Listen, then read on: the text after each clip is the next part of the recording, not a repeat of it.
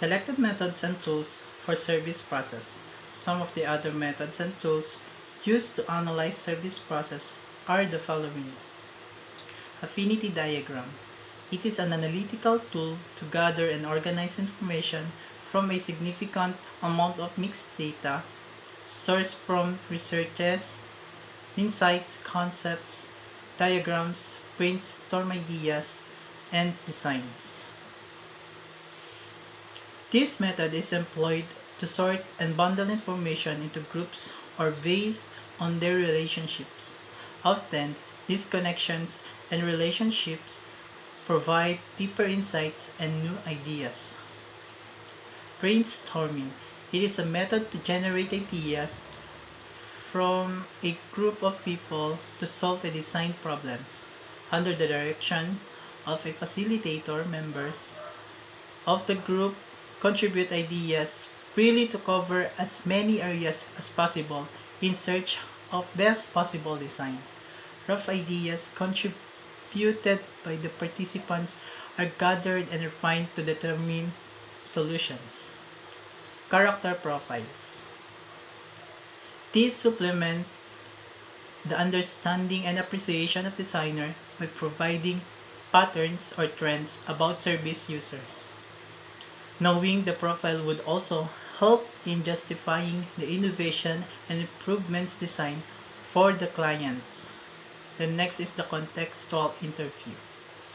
It refers to interview conducted in the natural environment where the service occurs.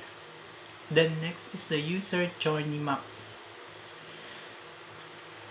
It is a diagram that uses illustrations, photographs, and or quotes telling about the journey of the user through a service. It helps in identifying the key stages and touch points along the user service experience. What parts of the service work for the user, what parts need to improve. It is a useful technique to understand the motivation of customers in relation to their work, wants, needs, hesitations, and concerns. Then cultural prompts. These are also referred to user diary. It provides a way gathering information about people and their activities and insight about the daily of communities. Documentaries. These are a tool used to provide information at the initial stage of the design process. This method is a visual representation of human emotions and expressions captured through film. Empathy prompts. These are tools for design that considers what the users are thinking and feeling more than what they are doing and saying. Then the ethnographic user research is a tool used to support a deeper understanding of the design issues for service designers. Through this research tool, the designer will be able to establish what motivates the users to do some things and what hinders them to not do things. Experience prototype. It is a simulation of service to test a new service ideas or designed for specific physical touch points. It seeks out whether the design is applicable to the user or identifies the area that could possibly be improved. Focus group. It is a setting and deliberately selected people who are participants of the discussions about a particular topic which intends to bring out their perceptions and feedback to design ideas. Then, immersion or workshop. It is also known as empathic research or role-playing. A researcher involved himself herself with the study area by becoming part of it. It is a good source of information since the designer will have an actual experience with regards to emotions and social interactions with the community. Then observation. It is a method that can be used to identify problems when users are interacting with a product. Through observations, services can be evaluated and the user experience can be determined to a certain level. Personas, these refer to fictional characters created as archetypes, not stereotypes, to represent types of users that avail of service or products of companies.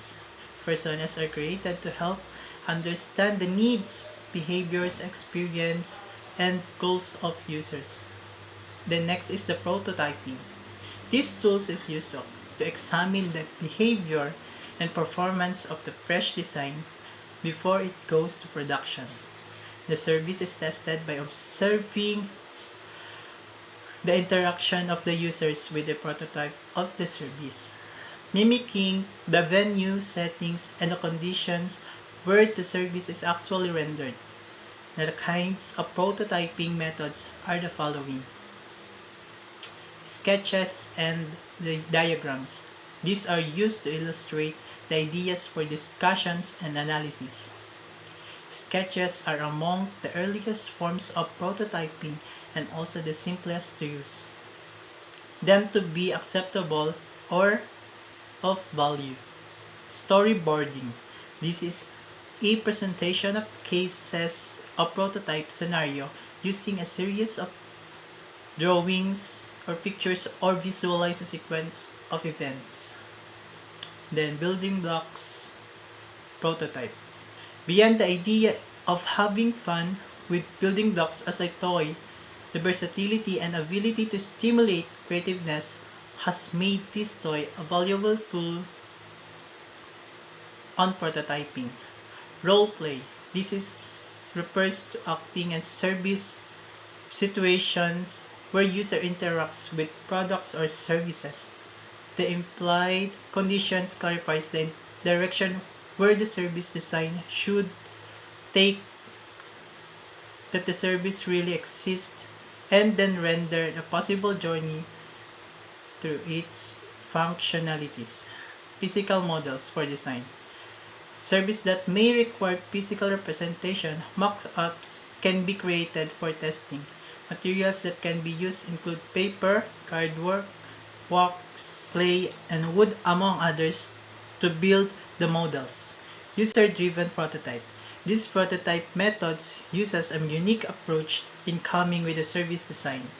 Instead of the designer conjuring a design for the service user, it is instead the user who will get to make a design. Then, scenarios. These refer to the creation of a hypothetical story to visualize how user will utilize a service in order to generate design. Scenarios can either be written or drawn with sufficient detail to anticipate and demonstrate the needs of users. Then service prototype. This is a simulation tool to test the service design through observation of the interaction between the user and the prototype of the service set in the place, situation, and condition where the service truly exists. Shadowing. The researcher acts as an observer only and does not interfere with the participant in any circumstances. In this method, the researcher goes along with the users and observes how they utilize the service of product within their natural environment. Stakeholder map. It is a tool that shows a visual representation of an organization's staffs, sponsors, investors, board, partners, organizations, or customers. The map reflects the level of interest and importance of the stakeholders in the organization. The stakeholders are listed and sorted on a chart based on the extent of their interest and influence or the power each holds in the organization. A stakeholder map helps determine who among the stakeholders possesses the biggest impact on the organization.